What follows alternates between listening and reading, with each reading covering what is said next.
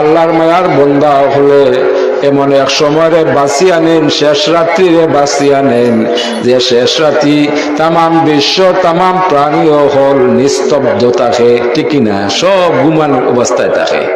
ও সময় বাঁচিয়া নেন, এরা চুপে চুপে উঠিয়া এরা পবিত্রতা হাসিল করিয়া মাঘ মাইয়া শীত হইলে কোনো অসুবিধা হয় না। এরা মালিকরে রাজি আর খুশি করার উদ্দেশ্যে তাহাজ্জুদের নামাজ পড়ুন, কোরআন শরীফ তিলাওয়াত করুন, ওজিফা শরীফ তিলাওয়াত করুন, এর পরবর্তীতে দোয়া করুন। এই দোয়ারে আল্লাহ ঘুরাইয়া দেন না। সুবহানাল্লাহ। এই নেক বন্দা হল উসিলায় আমার লাগান যারা বেআমলি, আমরা ওই নেক আমল করার তৌফিক দান হোক আমিন। এই নেককার হল আমল একদিনের নাই, এক সপ্তাহ নাই, এক মাসর নাই, এক বৎসরর নাই, যতদিন জীবিত থাকুন এরার এই নেক আমল অব্যাহত থাকে হোক।